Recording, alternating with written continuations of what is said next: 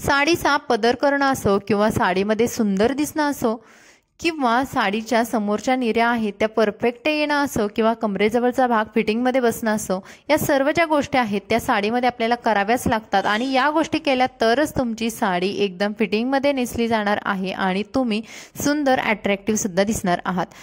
नमस्कार, पुन्हा एकदा स्वाती स्टाईलमध्ये मनापासून स्वागत। आजच्या व्हिडिओमध्ये आपण बघणार आहोत, जर साडी आपण योग्य पद्धतीने नेसल्यानंतर आपली पर्सनॅलिटी साडीमध्ये आकर्षक दिसते आणि त्याचबरोबर उठून सुद्धा दिसते।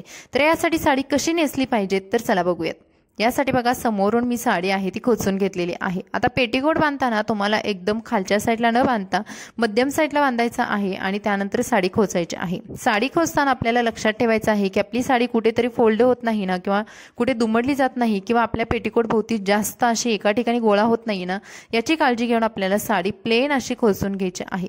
सर्व बाजूनी साडी छान खोचून घेतल्यानंतर आता आपण पदर बनवणार आहोत। यासाठी पदराच्या साईडला जायचं आहे। साडीमध्ये आपल्याला वेळ पण वाचायचा आहे आणि आकर्षक सुद्धा दिसायचं आहे। त्यासाठी आपल्याला साडीचा पदर बनवताना बघा, अशा पद्धतीने पदराचा भाग हातामध्ये घ्यायचा आणि एका भाग आपल्याला कमरेजवळ खोचून घ्यायचा आहे।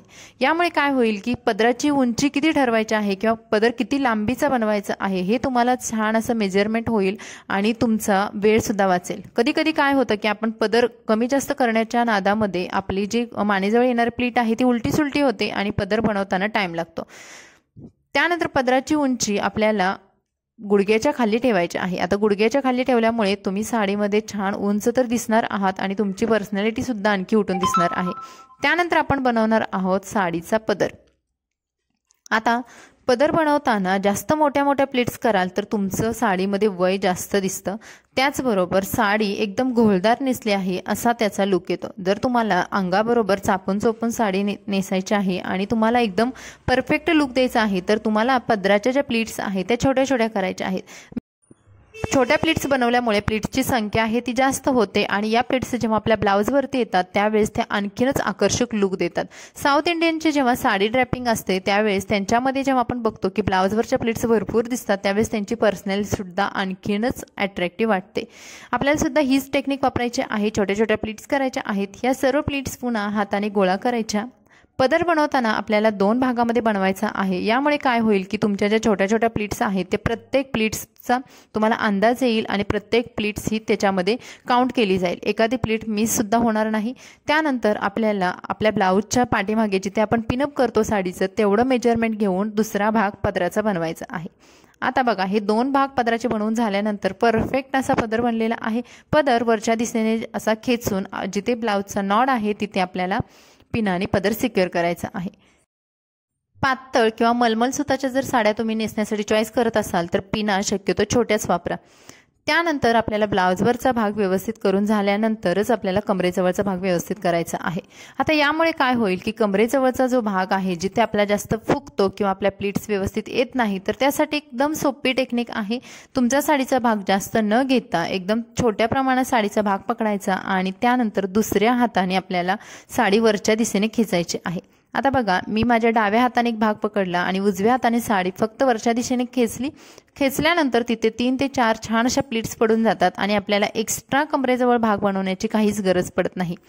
प्रत्येक महिलेला साडीमध्ये सुंदर दिसायला आवडतं आणि त्याचबरोबर कमरेजवळचा भाग जर आपला सुंदर आला तर आपली साडी जवळपास 70 ते 75% व्यवस्थित झालेली आहे, व्यवस्थित नेसली गेलेली आहे, हा लुक तिथे येतो।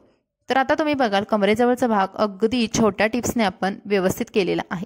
त्यानंतर साडी नेसताना किंवा साडीच्या निऱ्या करताना आपल्याला जास्त भाग हा आतमध्ये न सोडता थोडासाच भाग सोडायचा आहे आणि त्यानंतर निऱ्या करायच्या आहेत। जर पातळ साडी असेल तर तुम्ही भरपूर साऱ्या निऱ्या करू शकता आणि तुमचा समोरचा लुक आहे तो सुद्धा आणखी अट्रॅक्टिव्ह करू शकता। तर यासाठी बघा, मी छोट्या छोट्याच निऱ्या केलेल्या आहेत कारण मला समोरून जास्त निऱ्या हव्या आहेत आणि जेव्हा आपण पुतळ्याला साडी नेसवलेल्या बघतो ज्याच्यामध्ये भरपूर साऱ्या निऱ्या असतात तर त्यावेळेस हीच टेक्निक तिथे वापरली जाते। या सर्व निऱ्या गोळा केल्यानंतर आपल्याला जो उजव्या बाजूला जास्त साडीचा भाग राहतो त्याची एक मोठी निरी करायची आहे। आता मोठी निरी करताना आपल्याला असं मेजरमेंट करून निरी करायची नाही, तर उजव्या साईडला जेवढा एक्स्ट्रा भाग राहतो तेवढा घेऊन आपल्याला एक मोठी निरी करून द्यायची आहे। या सर्व निऱ्या झाल्यानंतर साडीमध्ये खोचून घ्यायच्या पेटीकोटमध्ये आणि पेटीकोट सोबत एका मोठ्या पिनाने या सर्व निऱ्या सिक्युअर करायच्या। आता जेव्हा एखादी मोठी पिन वापरतो त्यावेळेस काय होतं की या साडीच्या निऱ्या आहेत त्या जशाच तशा राहतात, एकावरती एक पण येत नाही आणि जेव्हा आपण चालतो त्यावेळेस त्या निऱ्या पायामध्ये अडकून खाली सुद्धा येत नाहीत. तर ही एक सिक्युअर मेथड आहे. आणि आता तुम्ही बघाल फक्त 2 ते 3 टिप्स वापरून आपण आपली साडी सुंदर आणि अट्रॅक्टिव्ह नेसू शकतो आणि साडीमध्ये आपली पर्सनॅलिटी सुद्धा सुंदर दाखवू शकतो. तुम्ही बघाल तुमची साडी कुठेही लूज राहणार नाही जर तुम्ही ही टेक्निक वापरली. खूप सोपी टेक्निक आहे, इझी टेक्निक आहे. ज्या मैत्रिणी नवीन साडी नेसायला शिकतात तर त्यांच्यासाठी ही एक बेस्ट टेक्निक आहे साडी नेसण्याची. तर ब्लाऊजवरच्या ज्या प्लीट्स आहेत त्यासुद्धा तुम्ही बघू शकाल आणि कमरेजवळच्या प्लीट्ससुद्धा तुम्ही बघू शकाल. कुठेही साडी लूज राहत नाही, अंगाबरोबर चापून चोपून व्यवस्थित बसते आणि साडीमध्ये आपला लुक आहे तो आकर्षक बनतो. साडी नेसण्याची ही टेक्निक तुम्हाला कशी वाटली कमेंट्समध्ये सांगायला विसरू नका. व्हिडिओ आवडला तर प्लीज लाईक करा. हा व्हिडिओ तुमच्या फ्रेंड्स फॅमिलीमध्ये नक्की शेअर करा. नवीन असाल तर चॅनलला सबस्क्राईब करा आणि चला भेटू अशाच नवनवीन व्हिडिओसोबत. मस्त राहा.